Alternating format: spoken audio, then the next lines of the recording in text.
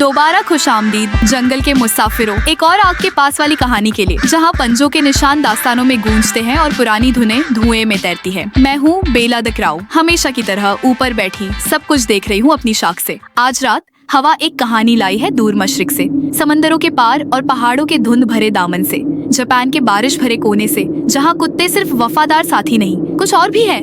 कहते हैं कुछ रूहें कभी नहीं जाती, सिर्फ इंतकाम के लिए नहीं, बल्कि उस मोहब्बत के लिए जो इतनी गहरी होती है कि उसे दास्तानों में जगह मिल जाती है। तो अपनी चादर को और मजबूती से लपेट लो, आग के करीब हो जाओ और सुनो, क्योंकि आज की कहानी मैं नहीं सुना रही, बल्कि एक कुत्ता खुद सुना रहा है। एक दफा का जिक्र है, जापान के एक छोटे से बारिशों भरे गांव में लोग एक खामोश कहानी सुनाते थे। वो एक बहुत खास किस्म की रूह के बारे में थी, जिसका नाम था इनुगामी। इनु का मतलब होता है कुत्ता, गामी का मतलब होता है रूह या खुदा। इनुगामी सिर्फ भूत नहीं होती थी, ये उस कुत्ते की रूह थी जो अपनी मौत के बाद भी यहीं रह जाती थी। कभी वो मोहब्बत के साथ वापस आती और कभी गुस्से के साथ। बहुत अरसा पहले एक अकेला सिपाही रहता था जिसका नाम था ताकेशिरो। उसका खानदान खत्म हो चुका था, उसका घर जला दिया गया था, लेकिन एक चीज थी जो हमेशा उसके साथ रही, उसका वफादार सफेद कुत्ता किबा। उनके पास कुछ भी नहीं था सिवाय एक दूसरे के। एक दिन एक पहाड़ी चुड़ैल ने ताकेशिरो से कहा, अगर तुम इंतकाम लेना चाहते हो तो अपने कुत्ते को दफन करो और एक तमन्ना करो। ताकेशिरो बहुत उदास था और बहुत गुस्से में भी, तो चाहे वो कीबा से कितना भी प्यार करता था, उसने वो डरावना काम कर दिया। उसने अपने सबसे अच्छे दोस्त को जमीन में दफन कर दिया और ताकत की तमन्ना की। 3 रात बाद जमीन हिलने लगी।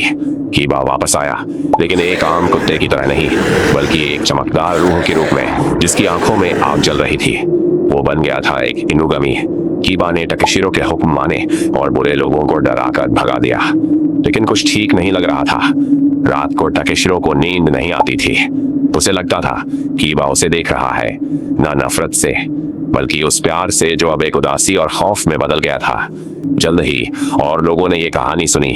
कुछ लोग जो गुस्से से भरे हुए थे, उन्होंने भी अपने कुत्तों को दफन कर दिया, उम्मीद में कि उनका अपना इनुगामी बन जाए। कुछ इन कुत्तों की रूहें मेहरबान थीं, वो अपने घर वालों के साथ रहीं और हमेशा उनका हिफाजत करती रहीं, लेकिन कुछ दर्द से भरी हुई थीं। वो जमीन के नीचे खरोंचती थीं, हवा में फजा बनकर कान में कुछ बोलती थीं।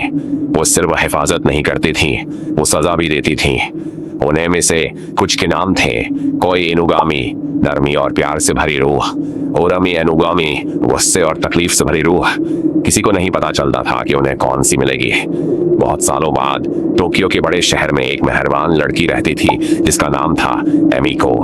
उसकी सबसे अच्छी दोस्त उसका पुराना कुत्ता था शिरो। एक दिन शिरो ने एमिको को एक कार से बचाया और खुद मर गया। एमिको बहुत रोई। दिन रात उसने ऑनलाइन वो डरावना रिवाज ढूंढा, लेकिन उसने वो नहीं किया। उसकी जगह उसने शिरो के लिए एक छोटी सी यादगार बनाई।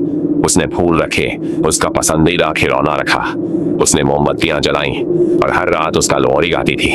फिर एक रात उसने जमीन पर पंजों की आहट सुनी। शिरो वापस आया, न डरावना न नाराज, बस वहीं था, हल्के से चमक रहा था, उसकी हिफाजत कर रहा था जैसे हमेशा करता था। अब तुम्हें राज पता चल गया है। आज भी कहते हैं कि एक इनुगामी तुम्हारे साथ साथ चल रहा हो सकता है, शायद तब जब तुम अंधेरों में महफूज महसूस करते हो, या जब कोई हल्की सी हवा तुम्हारे चेहरे को छू के मुस्कुराहट लाती है।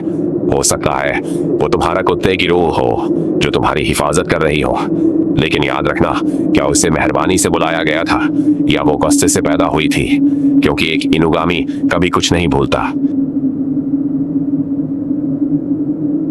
कुछ रूहें दरख्तों के साए में छुपी होती हैं और कुछ तुम्हारे कदमों के पास आकर लेट जाती हैं जैसे कभी गई ही ना हो। लेकिन एक बात तय है, मोहब्बत और गम की गूंज बिजली से भी तेज होती है। तो अगली दफा जब चीख पर हल्का सा झोंका महसूस हो या कहीं से हल्की हल्की पंजों की आहट आए, तो हो सकता है ये सिर्फ हवा ना हो। शुक्रिया फॉरेस्ट फ्रेंड्स पॉडकास्ट सुनने के लिए।